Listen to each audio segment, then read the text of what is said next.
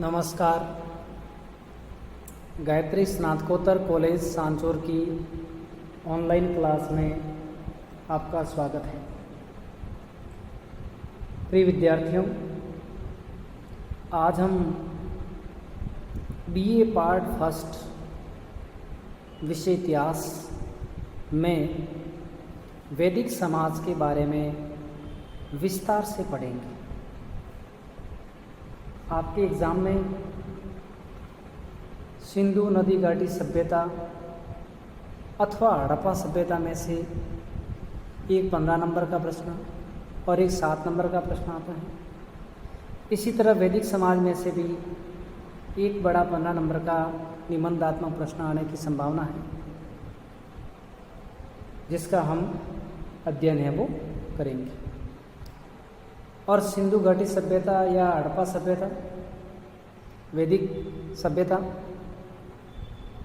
ये इतिहास भाग फर्स्ट और सेकंड बीए पार्ट फर्स्ट के दोनों में टॉपिक है, तो हम इसका विस्तार से अध्ययन करते हैं। तो देखिए, हम बात करते हैं एक ऐसी सभ्यता की जिसके बारे में हमें लिखित स्रोत प्राप्त हुए, जो भारत की एक ऐसी सभ्यता मानी जाती है जिसका पूरे विश्व में गुणगान किया जाता है। वैदिक सभ्यता व संस्कृति के संस्थापकों को ऋग्वेद में आर्य कहा गया। इसका नाम वैदिक सभ्यता संस्कृति इसलिए पड़ा था क्योंकि इसमें वेदों की रचना की गई थी। वेद भारतीय संस्कृति के अथाह कोश माने जाते हैं। वेदों का अपने आप में बड़ा महत्व है और सबसे प्राचीन वेद ऋग्वेद में वैदिक संस्कृति के निर्माता आर्यों को बताया गया है। आर्य संस्कृत भाषा का शब्द है जिसका अर्थ है सुसंस्कृत, कुलीन अथवा श्रेष्ठ। योग वशिष्ठ में आर्य की परिभाषा देते हुए लिखा गया है कि जो पर्याप्त रूपेण कर्तव्यों का आचरण तथा अकरणीय का निषेध रखता हुआ अपने स्वाभाविक चरित्र में निष्ठा रखता है, वह आर्य कहलाता है। अर्थात जिसका श्रेष्ठ आचरण हो, नैतिक जीवन हो और वह धर्म सम्मत जीवन यापन करता हो, अच्छे सरल स्वभाव का हो, उच्च चरित्र का हो, तो वह आर्य कहलाता है। उसे क्या कहते हैं? आर्य। आर्य जो आचारानुकूल, शास्त्र के अनुकूल, शुद्ध चित्त अनुकूल व्यवहार करता है, वह आर्य कहलाता है। अर्थात आर्य का मतलब ही श्रेष्ठ शब्द से हम मान सकते हैं। कुछ विद्वानों की मान्यता है कि संभवतः भारत के मूल निवासियों के विरुद्ध अपनी श्रेष्ठता सिद्ध करने के लिए ही भारत में प्रवेश करने वाले इन नव आगंतुकों ने अपने लिए आर्य शब्द का प्रयोग किया था। भारत के मूल निवासियों के लिए उन्होंने दस्यु तथा दास आदि हीन शब्दों का प्रयोग है वो किया था, ऐसा कुछ विद्वान मानते हैं। परंतु कालांतर में आर्य शब्द नवागंतुकों का जातिवाचक बन गया और आर्य शब्द पहले चाहे सांस्कृतिक अर्थ स्पष्ट करने वाला रहा और बाद में आर्यों के लिए जातिवाचक बना हो, लेकिन इतना तो हम स्पष्ट अवश्य कह सकते हैं कि भारत की सभ्यता और संस्कृति के एक निश्चित स्वरूप को बनाने में आर्यों का महत्वपूर्ण योगदान रहा है। आर्यों ने भारत में पहले से बस रही जातियों द्वारा विकसित सभ्यता और संस्कृति के उपयोगी तत्वों को अपनाकर अपनी संस्कृति के साथ उनका समन्वय करते हुए भारत की एक उन्नत सभ्यता और संस्कृति की परंपरा का विकास किया था। अतः भारतीय सभ्यता और संस्कृति का सुंदर स्वरूप हमें मूलतः आर्यों के कठिन परिश्रम और साधना के फल के रूप में माना जाता है। तो हम इतना मान सकते हैं कि वैदिक सभ्यता का नामकरण वेदों के आधार पर हुआ था।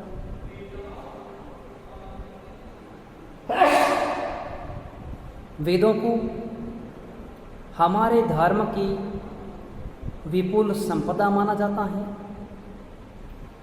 वेद ज्ञान की अथाह निधि माने जाते हैं और इन वेदों के निर्माता, वैदिक संस्कृति के निर्माता आर्य थे, जिन्होंने वेदों के अनुसार धर्म सम्मत अपना जीवन यापन किया और नैतिक आचरण, शुद्धतापूर्ण विचार, श्रेष्ठ सोच विचार, शास्त्रों के अनुकूल जीवन यापन आदि मानने वाले आर्य कहलाते हैं। और भारतीय सभ्यता संस्कृति का एक सुंदर स्वरूप, सुव्यवस्थित स्वरूप हमें वैदिक कालीन समाज व सभ्यता से दिखता है, जिसके निर्माता आर्य थे। तो आर्यों के कठिन परिश्रम व साधना के फलस्वरूप उस समय में एक ऐसे समाज का प्रचलन है वो हुआ होगा। अब हम देखते हैं आर्यों के मूल स्थान, अर्थात आर्यों का मूल स्थान है, उसके बारे में विद्वानों के क्या क्या मत हैं, उसका हम अध्ययन है वो करेंगे। तो देखिए, आर्य मूलतः कहाँ के थे, इसके बारे में स्पष्टतः या एक मत कोई विद्वान नहीं कहते हैं। सभी विद्वान अपने अपने तरीके से इसका अलग अलग अर्थ हैं वो बताते हैं। भारतीय संस्कृति को इतना अधिक प्रभावित करने वाले आर्य ही हमारे इतिहास की सबसे अधिक विवादपूर्ण समस्याएं हैं, क्योंकि आर्य कौन थी, कहाँ से आई थी, यह प्रश्न आज भी विवादास्पद बना हुआ है। इस समस्या के समाधान हेतु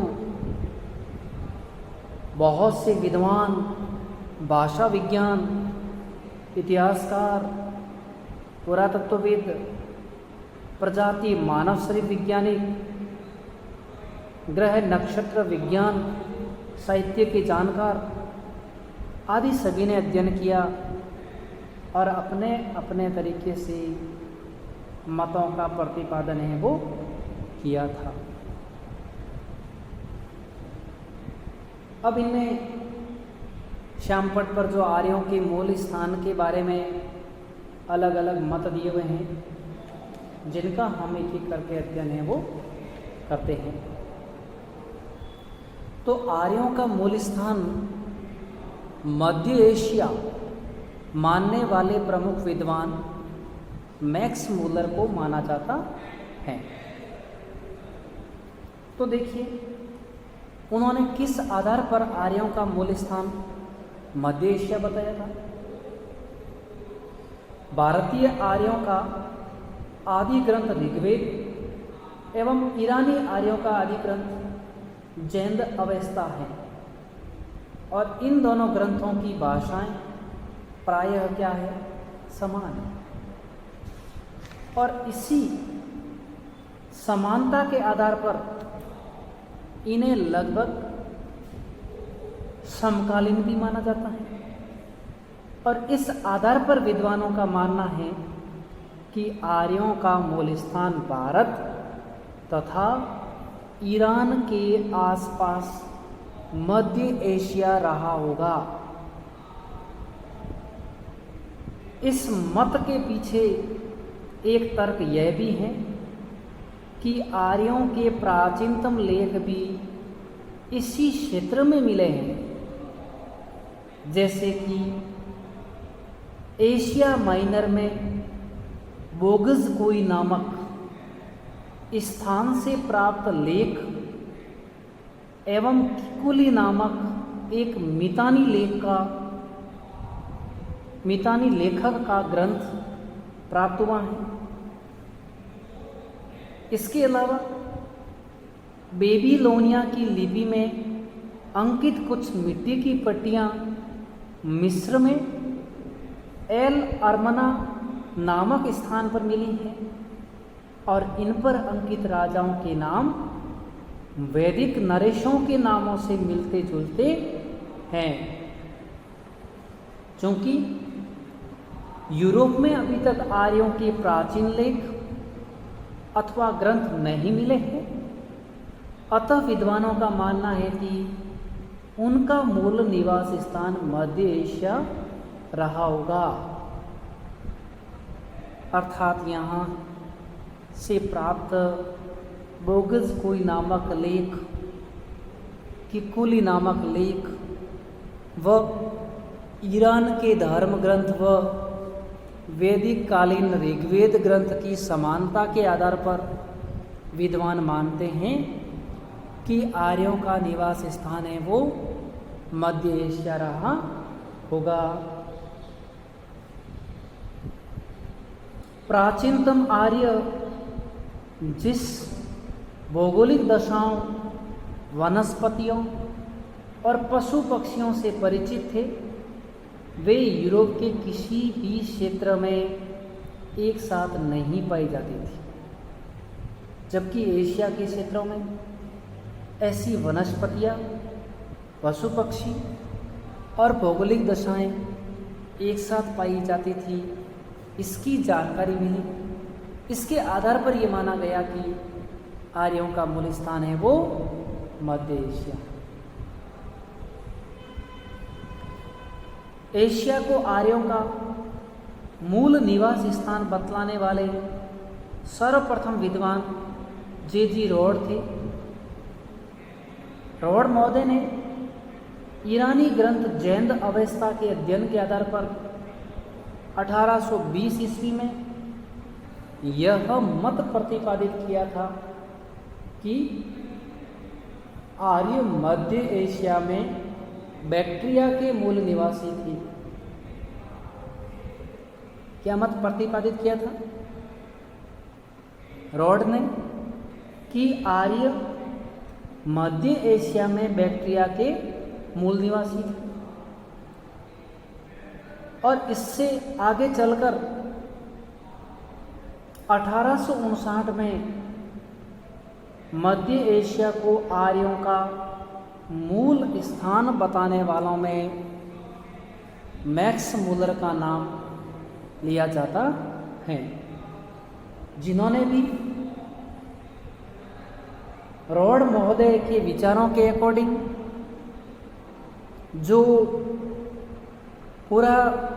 वस्तुएं प्राप्त हुई, लेख प्राप्त हुए, उसके आधार पर आर्यों का मूल स्थान है वो एशिया को बताया गया था। दूसरा है उत्तरी ध्रुव। हमारे भारतीय संस्कृति के पोषक लोकमान्य बाल गंगाधर तिलक ने आर्यों का मूल निवास स्थान, आर्यों का स्थान ध्रुवों से माना है कि आर्य ध्रुव प्रदेशों के निवासी थे। ऋग्वेद में वर्णित ज्योतिष व लंबी उषा और 6 माह के दिन रात के आधार पर तिलक ने स्पष्ट करने का प्रयास किया था कि ऐसी भौगोलिक एवं प्राकृतिक परिस्थितियां उत्तरी ध्रुव में ही देखी जा सकती हैं।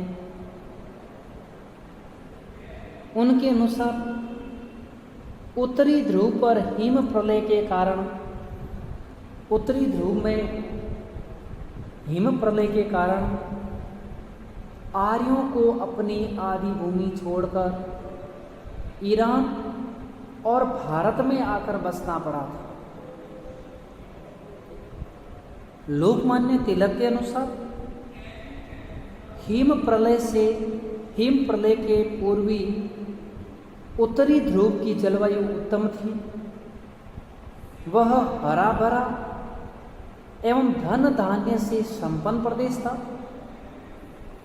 परंतु जब हिम प्रलय का प्रकोप बढ़ गया तो जलवायु ऐसे हो उठी और वहाँ के निवासी आर्यों को अपना देश छोड़कर पीछे हटना पड़ा और वे भारत एवं ईरान में जाकर के वो बस गए। अर्थात तिलक ने जो ऋग्वेद है उसमें वर्णित ज्योतिष, उषा और 6 माह के दिन रात के आधार पर यह प्रतिपादित किया था कि आर्य मूलतः ध्रुव के रहना निवासी थे, लेकिन हिम प्रकोप से बचने के लिए वे ईरान व भारत में आकर के वो बस गए थे। इस तरह का उन्होंने मत एवं प्रतिपादित है वो किया था। इसके अलावा पंडित गंगानाथ झा हैं, वो आर्यों का मूल निवास स्थान भारत को मानते हैं। किसको मानते हैं? भारत। उनके अनुसार भारत आर्यों का मूल स्थान रहा है, क्योंकि आर्य कोई विदेशी नहीं थे। उनका मानना था कि आर्यों का आदि स्थान भारतवर्ष का ब्रह्मर्षि देश था। इसी तरह वे भारत से ही इनको उत्पन्न है वो मानते हैं। इसी तरह डॉक्टर अविनाश चंद्र दास और डॉक्टर संपूर्णानंद आर्यों का मूल निवास स्थान सप्त सैंधव प्रदेश को मानते हैं। सप्त सैंधव प्रदेश से तात्पर्य जहाँ सिंधु,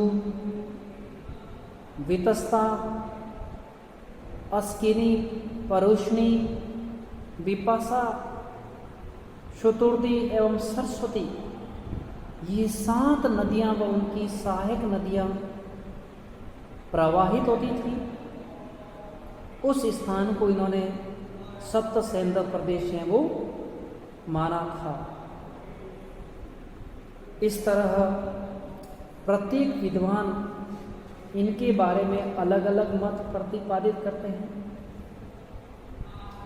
इसी तरह आर्यों का मूल निवास स्थान यूरोप को मानने वाले विद्वान सर विलियम जोन्स थे, जिन्होंने 1786 ईस्वी में बंगाल एशियाटिक सोसाइटी में इस मत का प्रतिपादन है वो किया था। धन्यवाद।